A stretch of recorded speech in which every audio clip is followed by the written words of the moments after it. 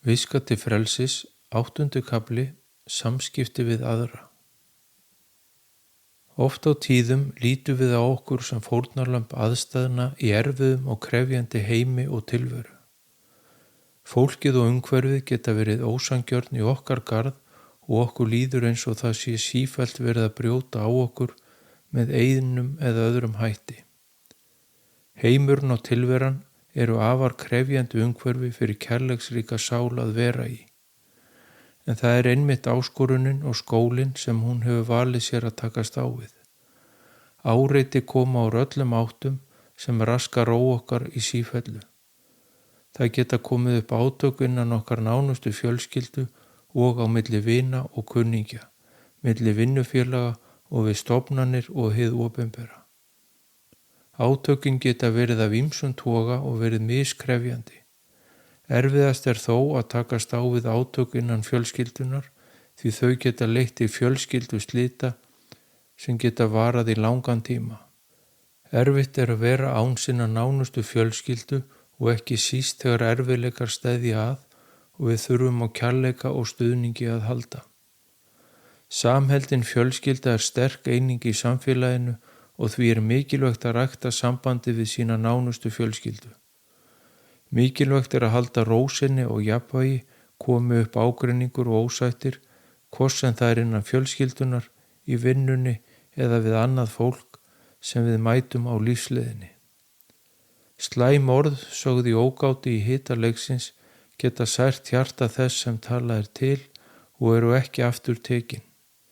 Lífinu má líkja við skóla þar sem stór hluti kennslunar eru samskipti við aðra með einum eða öðrum hætti og er markmiðið að læra að halda ró sinni og jafnvægi við ólíkar aðstæður á ólíkum tímum. Það getur verið hægara sagt en gert að halda jafnvægi í hita leiksins þar sem auðvelt er að fara af sporinu. Sálnaldur og persónuleiki skipta þar máli sem er ólíkt frá manni til manns og verkefnin misjöfn sem hver og ein sál þarf að vinna með í sínu lífi. Þess vegna kemur fólk misjafnlega fram við hvert annað. Sumir eru ágengir og frekir og eru ósangjarnir í hegðun sinni og framkomu. Því er mikilvægt að sýna öðrum umburðarlyndi og vera maður sjálfur í öllum samskiptum og standa á sínu og láta ekki aðra ráðskast með sig og hafa áhrif á líðan sína.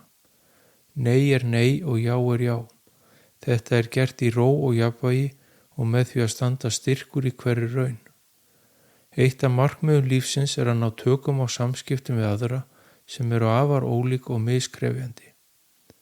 Að ná fullum tökum á þessu getur tekið sálina mörg líf. Í hver skipti sem við segjum særandi orð og meiðandi, sökum ójafnvægis, þá erum við að búa til karma og skuldbindingar sem við þurfum síðar að standa skil á. Sá sem hefur lært að nálgast aðra af kærleika í ró og jafnvægi myndar engar skuldbindingar. Skuldlaus maður er frjáls. Að nálgast aðra af kærleika en standa samt fast á sínu er æðsta markmið að ná í samskiptum við aðra. Samskipti þín við flesta fjölmiðla eru í eina átt. Þú tekur við og færð upplýsingar frá þeim af ýmsum toga án þess þó að geta svarað. Þetta getur verið fréttir, kvikmyndir, fræðsluþættir, upplýsingar og menningaþættir, svo fátt eitt sé nefnt. Margir móta lífskoðanir sínar út frá því sem þeir heyra og sjá í fjölmiðlum. Það geta verið þættir með boðskap hvað sé eðlilegt líf. Því má spyrja sig hverjar væru lífskoðað þínar ef þú hefur aldrei séð neitt né heyrt frá fjölmiðli. Upplýsingaflæðið og hvað þú sérð og heyrir er stýrt af fólki sem vill hafa áhrif og móta skoðanir þínar og stjórna neyslumynstri þínu. Þarna eru oft á ferðinni blekkingar, ofbeldi og ranghugmyndir sem hafa miður jákvæð áhrif á líðan þína og skoðanir. Varast skaltu að láta fjölmiðlana hafa áhrif á skoðanir þínar, lífsýn og markmið. Trúðu og treystu á eigið innsæi því þar er hinn eini sannleikur.